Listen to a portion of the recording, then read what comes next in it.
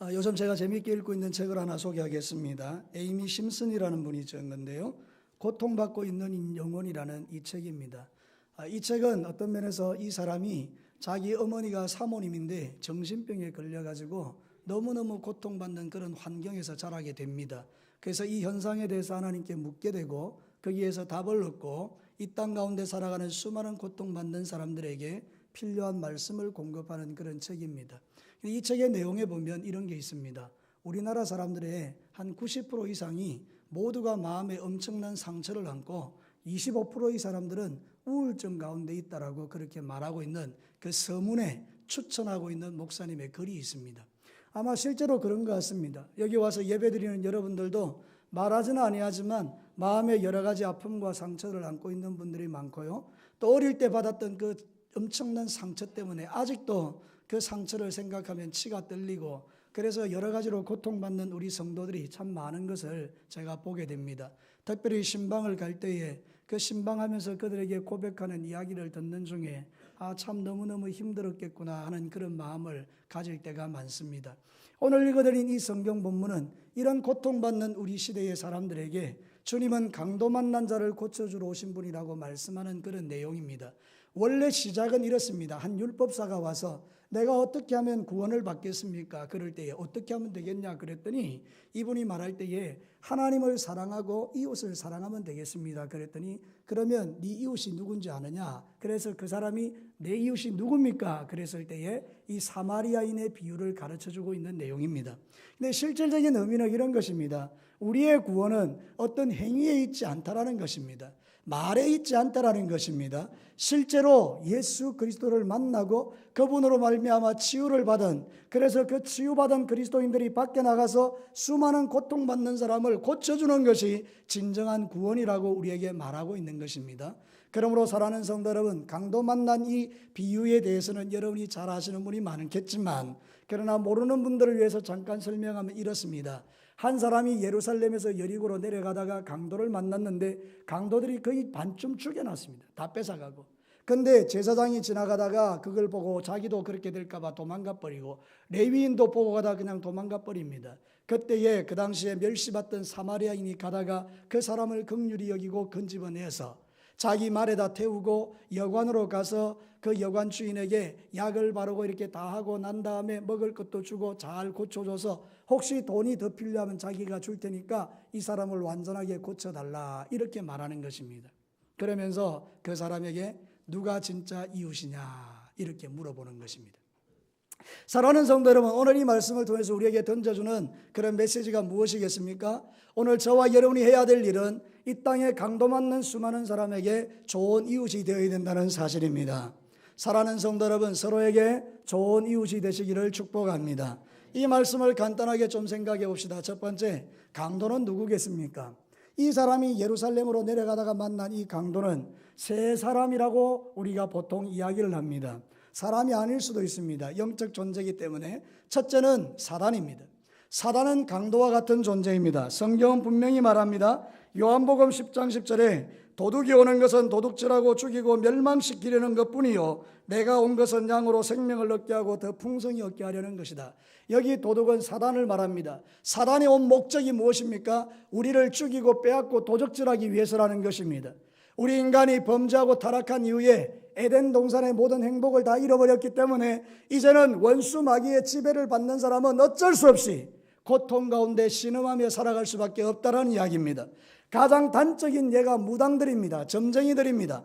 무당과 점쟁이들은 악한 영의 지배를 받고 사단의 지배를 받는 존재들이기 때문에 그들은 정상적인 부부 생활이 불가능합니다. 그래서 그 자녀들도 잘 되는 자녀들이 있을 수가 없습니다. 그런데 이들이 잘 되는 유일한 비결은 예수님을 믿으면 되는 것입니다. 여러분 주변에 보십시오. 그래서 여러분이 점쟁이와 무당을 찾아가는 게 얼마나 어리석은 일인가를 여러분 깨달으셔야 됩니다. 그거는 귀신을 찾아가는 것입니다.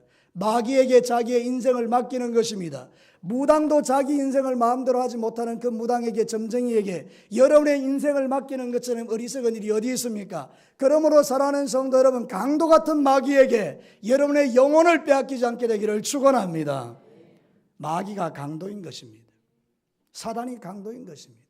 우리를 죽이고 빼앗고 도적질해서 영적으로 완전히 멸망시키는 존재라는 것입니다. 누구든지 하나님을 떠나면 원수 마귀의 밥이 되는 것입니다. 두 번째 강도는 누군지 아십니까? 놀라지 마십시오. 여러분 자신들입니다. 나의 가장 가까이 있는 사람이 나를 괴롭히는 강도입니다. 예를 들어 보겠습니다. 내가 사랑했던 한 남편을 만났습니다. 남편이 알고 보니 강도입니다. 내 인생을 행복하게 해주는 것이 아니고 나를 지독하게 괴롭히고 나를 정신병이 들 만큼 나에겐 너무너무 끔찍한 고통을 주는 존재가 남편이었습니다. 그 남편이 강도라 그 말입니다. 아내를 만났습니다. 이 아내가 나를 행복하게 해줄 줄 알았는데 이 아내가 강도같이 내 마음에 구석구석을 찌르는 그런 존재가 되어서 나를 너무너무 힘들게 만들고 우울증에 빠지게 만드는 그런 여자였습니다. 그가 바로 강도라는 것입니다. 사랑하는 성도 여러분, 우리가 솔직하게 한번 이야기해 봅시다. 저도 그렇고 여러분도 그렇고 여러분의 가장 가까이 있는 사람에게 강도와 같은 짓을 많이 하지 않았습니까? 우리의 자녀들에게 물어보십시오. 부모님들 가운데 자식의 인생을 망치는 부모가 한둘이 아닙니다. 자식들은 부모에게 강도같이 되는 그런 자식들이 한둘이 아닙니다. 그러므로 결론은 동일합니다. 우리가 나도 모르는 사이에 나의 가장 가까운 사람에게 강도짓을 할 때가 있다는 것입니다. 오늘 여러분은 그 사실을 직시하셔야 됩니다. 아, 나도 강도일 수 있겠구나. 저를 포함해서 모두가. 저를 따라서 한번 해보십시오. 나도 강도일 수 있다. 믿어지십니까? 바로 여러분 자신이 강도일 수 있다는 것입니다. 미가서 7장 6절에 아들이 아버지를 멸시하며 딸이 어머니를 대적하며 며느리가 시어머니를 대적하리니 사람의 원수가 곧 자기 집안 사람이로다. 여러분 맞잖아요. 우리를 고통스럽게 하는 존재가 멀리 있지 않습니다. 내 안에 나의 가장 가까이에 있는 존재가 나에게 강도가 되는 경우들이 있다는 것입니다. 사랑하는 성도 여러분, 강도는 아니었지만 강도와 똑같은 짓을 한 사람이 있습니다. 레위인과 제사장들입니다. 지금 이 남자는 지금 강도를 만나 죽어가고 있습니다. 그런데 레위인과 종교인들은 하나님을 잘 믿는다라고 착각하는 사람들이었습니다. 그런데 그들이 가다가 불쌍한 사람을 봤는데 자기도 그들과 같이 될까 봐 그냥 도망치는 것입니다. 여러분, 이 강도와 같은 레위인과 이 제사장이 바로 또 다른 강도인 것입니다. 이들을 가리켜 종교인이라고 말하는 것입니다. 이런 사람들의 특징은 다른 사람의 죄와 허물을 발견하고 지적하고 정죄하는 일에는 탁월하지만 그 사람을 긍휼히 여기는 일에는 많이 부족한 사람들입니다. 내가 예수 그리스도를 인격적으로 만나 나 같은 죄인을 구원하셨다는 그 하나님의 놀라운 은혜를 엔카운터, 만나지 못했기 때문에 그가 할 수 있는 유일한 일은 자기 의를 자랑하고 다른 사람을 정죄하는 것이 자기의 역사였던 것을 성경이 증거합니다. 그게 바로 제사장이요 레위인들이었습니다.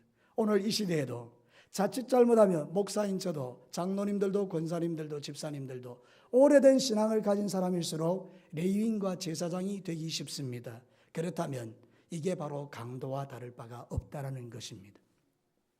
오늘 이 성경을 보면서 우리 모두는 여기에 자유할 사람이 아무도 없습니다. 우리는 이 말씀을 무겁게 받아야 합니다.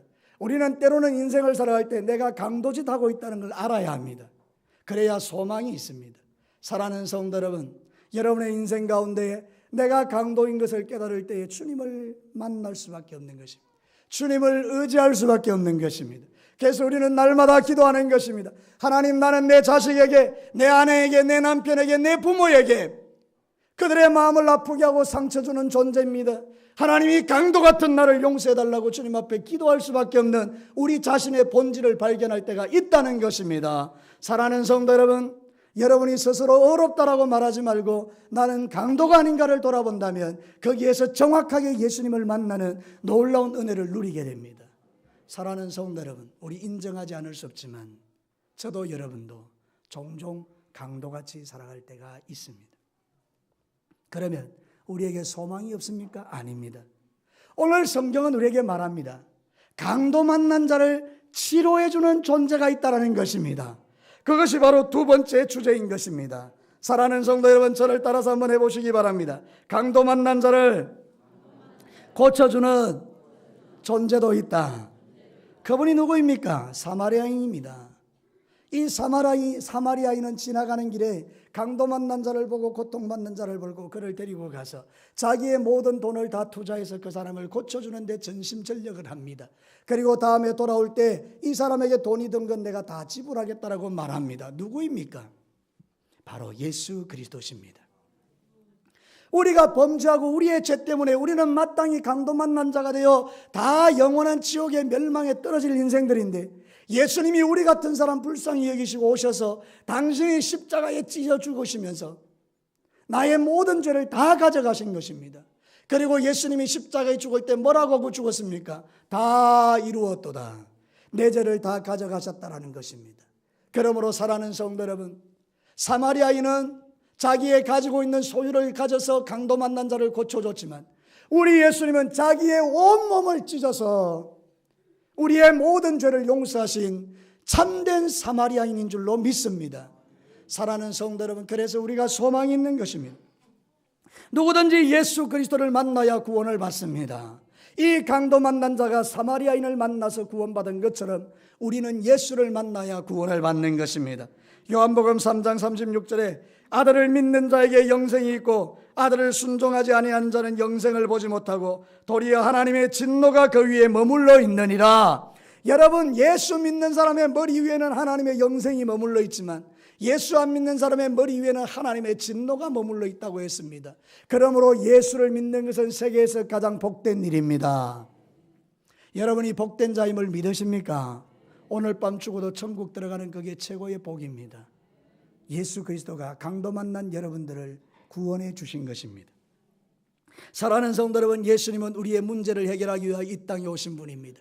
수로보니게라는 여인이 있었습니다. 이름이 수로보니게가 아니라 그가 살고 있던 지역이 수로보니게라서 수로보니게 여인인데, 이 여인에게 고통받는 문제가 하나 있는데 딸이 귀신이 들려버린 것입니다.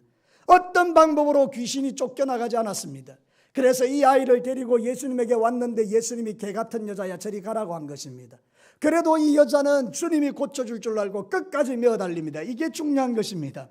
사랑하는 성도 여러분, 그래서 예수님, 맞습니다. 나는 개 같은 여자입니다. 그러나 개들도 주인의 상에서 떨어지는 부스러기는 먹습니다. 내게 부스러기 은혜라도 주십시오. 여러분, 교회 올 때 그런 마음으로 오시기 바랍니다.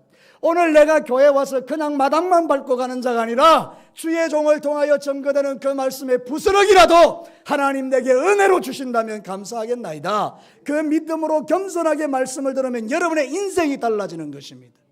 사랑하는 성도 여러분, 무슨 말씀이든지 간에 부스러기 은혜라도 내게 달라고 기도하면 하나님 마음을 열어주십니다.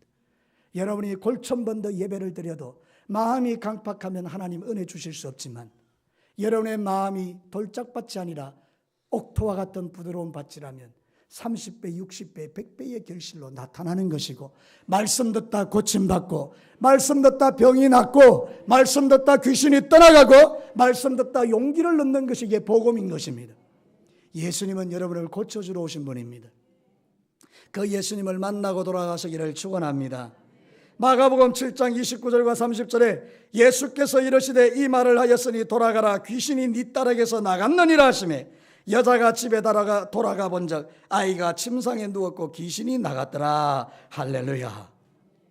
사랑하는 성도 여러분, 왜 예수님은 우리를 고쳐주셨습니까? 이유는 하나입니다. 우리도 그와 같이 하라는 것입니다. 예수님처럼. 성경을 한번 보시기 바랍니다. 오늘 읽은 이 성경 본문 37절을 한번 보십시오. 같이 한번 읽겠습니다. 시작. 이르되 자비를 베푼 자이다. 예수께서 이르시되 가서 너도 이와 같이 하라. 주님, 내가 어떻게 하면 구원받겠습니까? 말씀대로 살아라. 하나님을 사랑하고 이웃을 사랑해라. 예, 내가 다 했습니다. 근데 내 이웃은 누굽니까? 그랬더니 사마리아인의 이야기를 해주고 난 다음에 너도 가서 이와 같이 하라. 말로만 신앙생활 하지 말고 가서 나처럼 죽어가는 많은 사람을 살리라, 이렇게 말씀하고 있는 것입니다. 사랑하는 성도로, 오늘 이 말씀의 핵심은 이것입니다. 우리는 예수님 만나 고침받고 구원받고 새로운 인생을 살게 됐습니다. 그럼 이제 여러분이 해야 할 일은 무엇입니까? 강도 만난 자의 이웃이 되어주는 것입니다. 여러분의 언어는 능력이 있습니다. 여러분의 입술은 힘이 있습니다. 그래서 우리는 천국의 은혜를 말해야 합니다. 안 된다, 뭐 저런 게 다 있노, 뭐 이래 못된 것들이 있노, 이런 것들이 아니라 여러분, 우리는 천국의 은혜를 말해야 합니다. 제가 여러분에게 천국 언어 4가지를 가르쳐 드리겠습니다. 첫째, 감사합니다. 따라서 하십시오. 감사합니다. 축복합니다. 사랑합니다. 미안합니다. 이게 천국 언어입니다. 4가지 배우셨죠? 서로 한번 해보시기 바랍니다. 시작.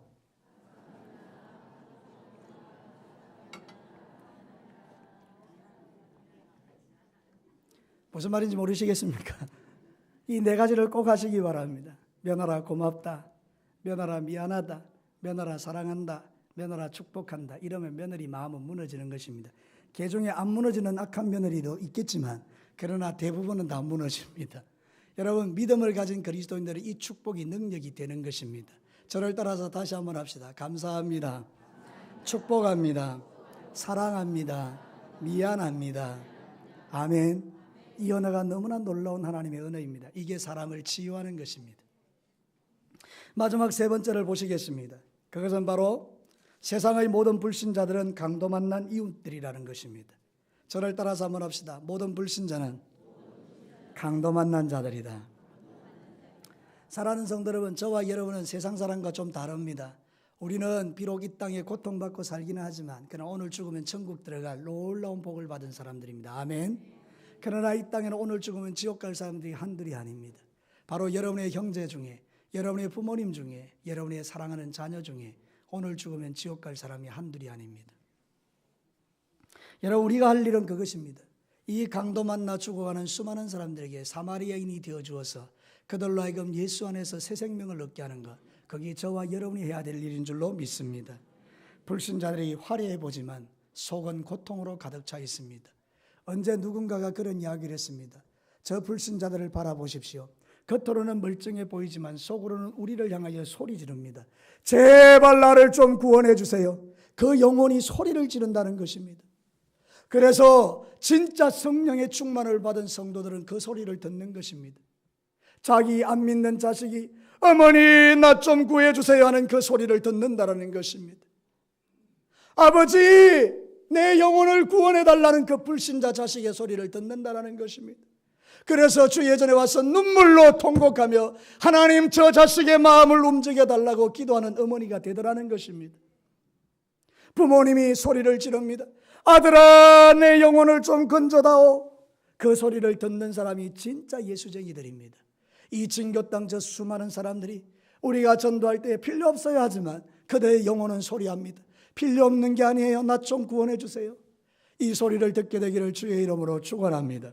로마서 8장 21절과 22절에 그 바라는 것은 피조물도 썩어짐의 종로로 단 데서 해방되어 하나님의 자녀들의 영광의 자유에 이르는 것이니라. 이 말이 뭔지 아십니까? 세상의 모든 피조물이 우리와 같이 예수 믿는 사람 되기를 그들이 원한다라는 것입니다.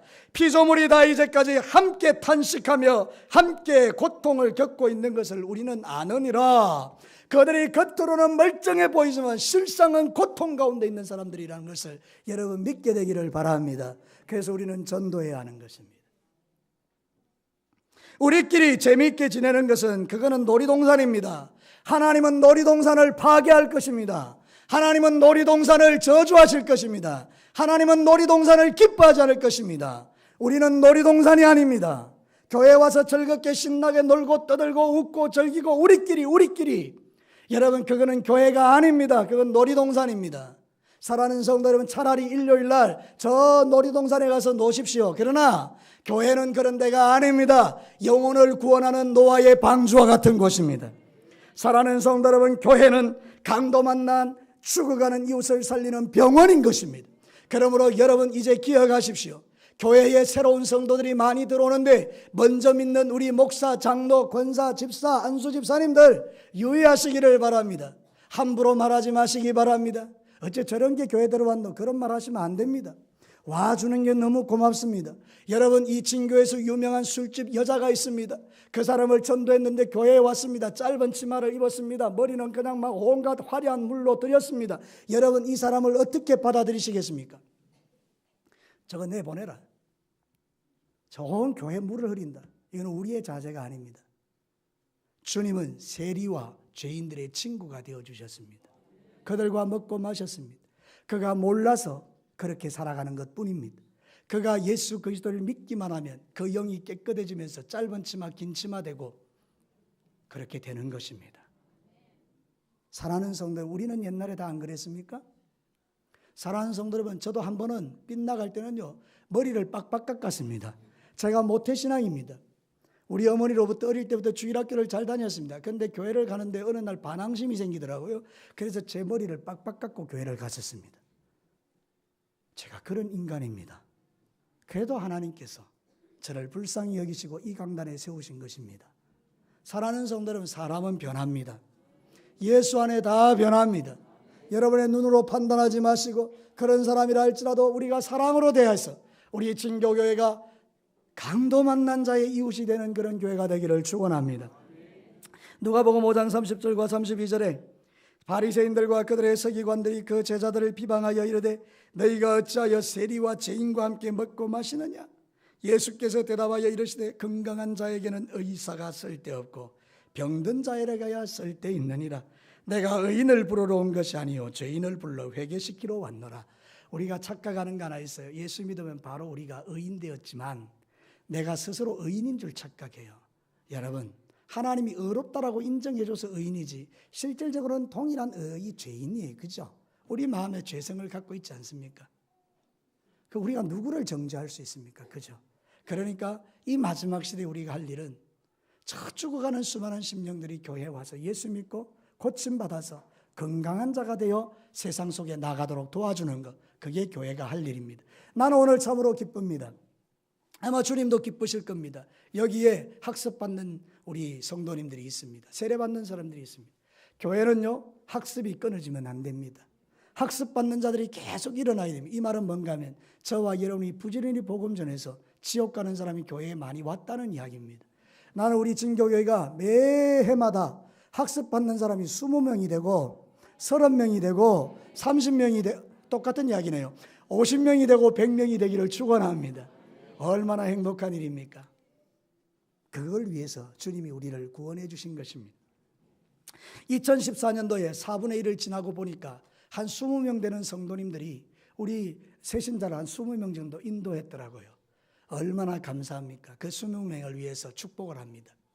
여러분, 이제 우리가 해야 될 일은 이것입니다.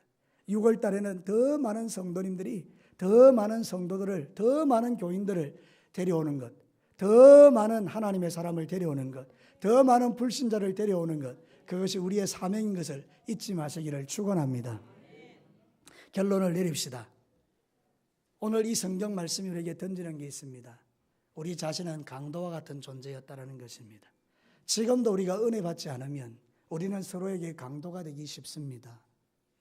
여러분, 이제 교회 안에서, 이제 가정 안에서 서로 상처를 주고받는 그런 강도들이 되지 않기를 축원합니다. 저도 그렇고 여러분도 그렇고. 두 번째, 이 강도 같은 우리를 구원하기 위하여 예수님이 사마리아인이 되셔서 이 세상에 오셨습니다. 그래서 우리는 그 예수님을 믿고 구원받은 줄로 믿습니다. 놀라운 복이죠. 이제 우리가 해야 될 일은 무엇입니까? 저 죽어가는 세상에 강도 맞는 이웃들에게 우리가 좋은 이웃이 되어서 그들을 예수님에게로 데려와서 그들이 구원받고 천국 가게 하는 것, 그게 우리의 사명이라는 것입니다. 이 사실이 여러분에게 믿어지게 되기를 주의 이름으로 축원합니다. 같이 한번 기도하겠습니다.